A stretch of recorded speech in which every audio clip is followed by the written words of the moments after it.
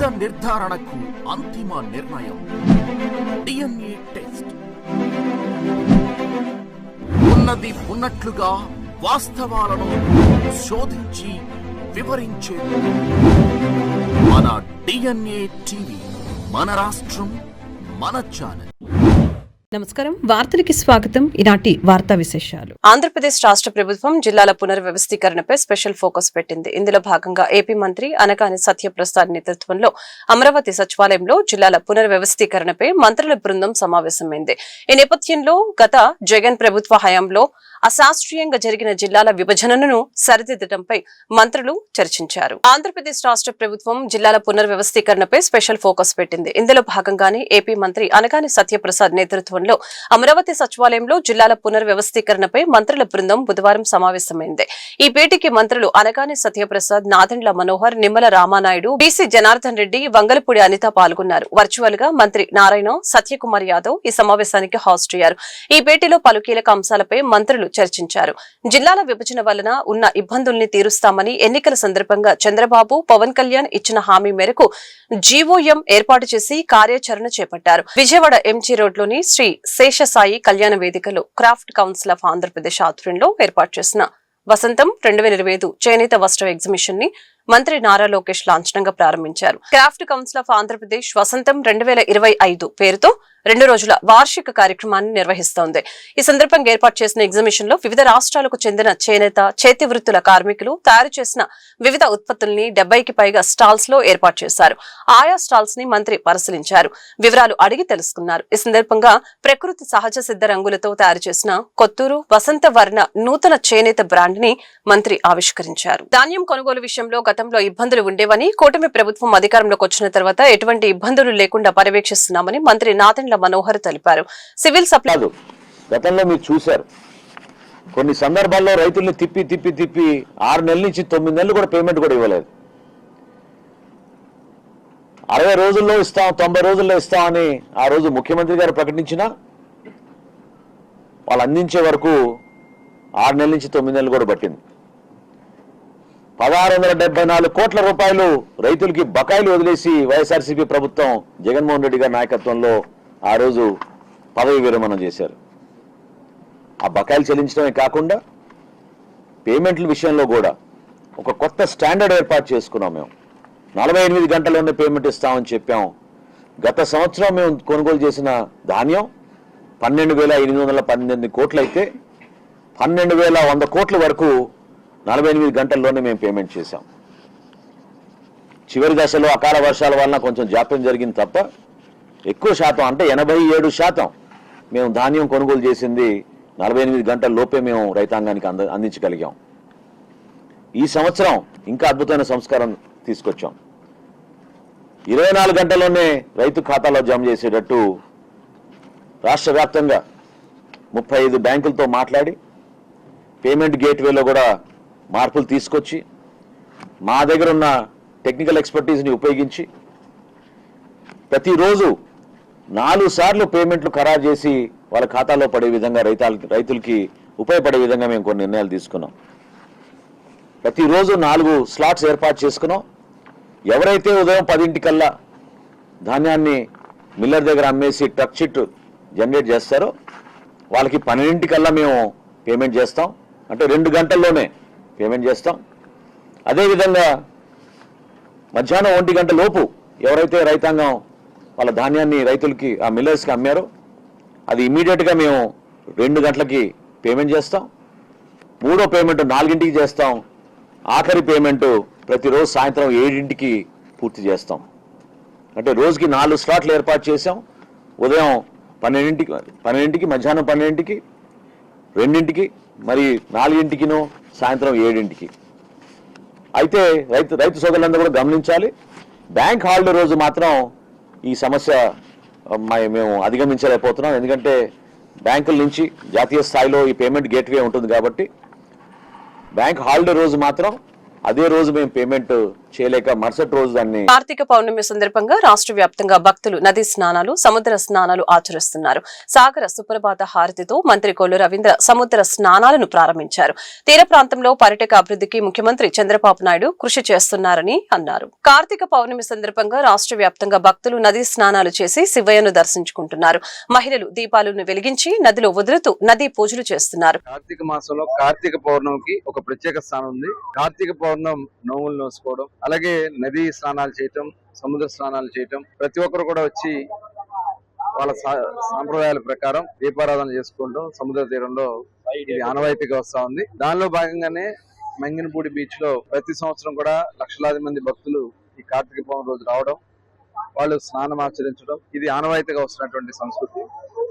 దానికి తోడుగా ఈ సంవత్సరం ఎలా అయితే కాశీలో ఉన్నటువంటి గంగా నదికి హారతి ఇచ్చే కార్యక్రమం ప్రతిరోజు అక్కడ నిర్వహిస్తారు. ఇక్కడ కూడా సముద్ర హారతిని ఈ పవిత్రమైనటువంటి పౌర్ణమి రోజున ఏర్పాటు చేయడం జరిగింది. సముద్రుడికి హారతి ఇచ్చి ఈరోజు పవిత్ర దీపాన్ని కూడా వెలిగించి సముద్ర స్నానాలను ప్రారంభించుకోవడం జరిగింది.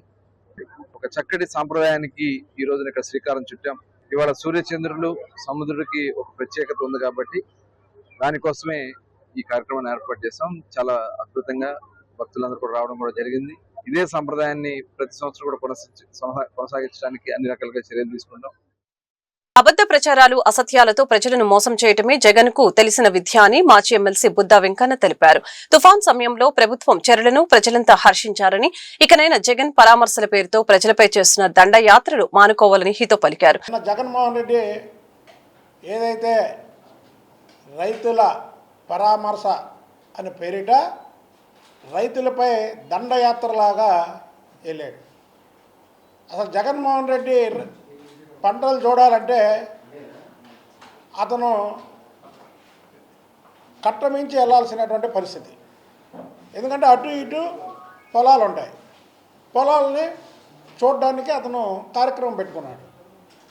అక్కడి నుంచి చల్లపల్లి వరకు కట్ట ఉంటుంది, అక్కడి నుంచి బందరు వెళ్ళచ్చు.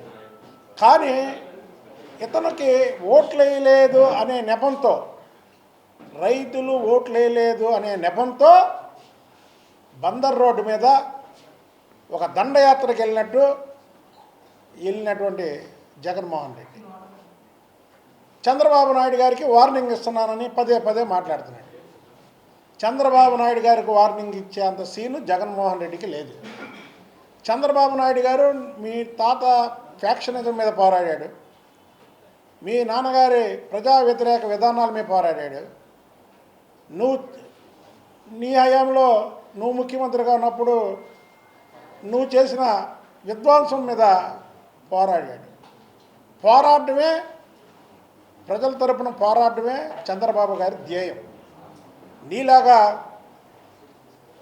తుఫాన్ వస్తుందని వారం రోజుల ముందే పలానా డేట్ నుంచి పలానా డేట్ వరకు వస్తుందంటే నువ్వు బెంగళూరు ప్యాలెస్లో ఉండి వారం తర్వాత రైతుల మీద దండయాత్ర చేసే క్యారెక్టర్ కాదు చంద్రబాబు నాయుడు గారు. చంద్రబాబు నాయుడు గారు ప్రతిపక్షంలో ఉన్నప్పుడు కూడా ఇలాంటి విపత్తులు వస్తే ఆయన స్వయంగా వెళ్ళడమే కాకుండా తెలుగుదేశం పార్టీ కార్యకర్తల్ని, నాయకులను కూడా ఆ సహాయ కార్యక్రమాల్లో పాల్గొన్నటువంటి సందర్భాలు ఎన్నో ఉన్నాయి. ఉదాహరణకి ఈ రాష్ట్రంలోనే కాదు, పక్క రాష్ట్రంలో ఒరిస్సాలో ఒకప్పుడు తుఫాన్ వస్తే చంద్రబాబు గారు ముఖ్యమంత్రిగా ఉండి ఇక్కడి నుంచి అనేక సహాయ సహకారాలు చేస్తే నాయకుడు అంటే ఇలా ఉండాలని ఆ రోజు భారతదేశం మొత్తం చెప్పుకున్నటువంటి నాయకుడు మా సిబిఎన్ సార్. ఏదో నువ్వేదో ఆయన ఏదో రైతు వ్యతిరేకి, మేము రైతుల పక్షపాతం అంటే నమ్మే పరిస్థితిలో ప్రజలు లేరు. మీరు అసలుకి ఎప్పుడు మీరు మాజీ మంత్రి వైఎస్ వివేకానందరెడ్డి హత్య కేసులో ఎంతో మంది పాత్ర ఉందని బీజేపీ నేత ఆది నారాయణ రెడ్డి తెలిపారు. తాము మాజీ సీఎం వైఎస్ జగన్మోహన్ రెడ్డికి సూపర్ చెక్ పెట్టబోతున్నాం అని అన్నారు. భారత రాజ్యాంగాన్ని జగన్ అమలు చేశారని ఎద్దేవా చేశారు. ఈ సందర్భంగా ఆయన మీడియాతో మాట్లాడుతూ అసలు దోషులు దాక్కున్నారని, కేసులు సిబిఐకి అప్పగించాలని అధికారులకు సూచించారు.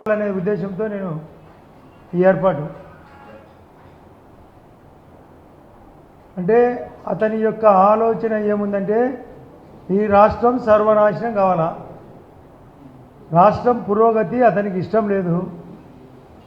జరిగిన వాస్తవాన్ని దాచిపెట్టి గతంలో ఆయన అధికారంలో ఉన్నప్పుడు ఏమి కావాలంటే అది జరిగింది, ఏది కోరితే అది జరిగింది. చివరికి చంద్రబాబు నాయుడు గారి యొక్క అరెస్టును కూడా పురమాయించి ఉద్దేశపూర్వకంగా అరెస్టుతో సహా ఇప్పుడు అతను అర్జీకి పెట్టిన ఎక్కడ చెల్లడు. ఆ రోజు ప్రతి ఒక్కటి చెల్లింది, ఈరోజు ఏది చెల్లడంలే. చివరికి చెల్లెళ్ళ యొక్క తోడ్పాటు కూడా అక్కడ కూడా చెల్లకుండా పోయినాడు. ఇప్పటికీ ఈ ప్రభుత్వము అధికారంలోకి వచ్చి 500 రోజులు దాటింది, మరొక 1300 రోజులు ఉంది, 1300 డేస్. నేను రాబోయే 1000 రోజుల్లో ఏమి జరగబోయేది దృష్టిలో పెట్టుకొని అతనికి ఏమీ తెలియదు, బడ్జెట్ అంటే తెలియదు. అతనిది డబ్బులు సంపాదించే రోగం, పదవి కావాలా, ధర్మ సంస్కృతిని వదిలేసినాడు, ధర్మ విస్మృతికి అలవాటు పడినాడు. ధర్మ సంస్కృతికి మించిన సౌభాగ్యం లేదు. ఇది మా కూటమి ప్రభుత్వం. అతనిది ధర్మ విస్మృతి, అంతకంటే దరిద్రం లేదు. అతని యొక్క ఆలోచనే అది. కనికరము లేని కనకరాజు. నేను గతంలో చెప్పిన అతనికి కనకము కావాలా, రాజరికం కావాలా. ఈ రాష్ట్రం ఏమైపోయినా పర్వాలేదు, రాబోయే 1000 రోజుల్లో 1300 రోజులు ఉంది. నేను ఇంకా 300 రోజులను పక్కన పెట్టి రాబోయే 1000 రోజుల్లో అమరావతి 100% పూర్తి కాబోతుంది. పక్కన పోలవరంతో పాటు రాష్ట్రంలోని ఇరిగేషన్ ప్రాజెక్టులన్నీ పూర్వోదయ స్కీమ్ గత కొన్ని రోజులుగా కురుస్తున్న వర్షాలతో నగరంలో ప్రధానమైన రోడ్లు గుంతలమయం అయ్యాయని, ప్రమాదానికి నిలయంగా మారాయని సిపిఐ నగర కార్యదర్శి జి కోటేశ్వరరావు అన్నారు. ఈ రోడ్ల మరమ్మతులను నగరపాలక సంస్థ అధికారులు, ఆర్ఎండ్బి అధికారులు స్పందించకపోవడం శోచనీయమని చెప్పారు. ముఖ్యంగా పశ్చిమంలో గొల్లపూడి నుంచి కబేలా సెంటర్ కు వెళ్లే రోడ్డు అధ్వానంగా ఉందని మండిపడ్డారు. తక్షణమే ఆర్ఎండ్బి అధికారులు, విఎంసీ అధికారులు రోడ్ల మరమ్మతులు చేపట్టాలని ఆయన డిమాండ్ చేశారు.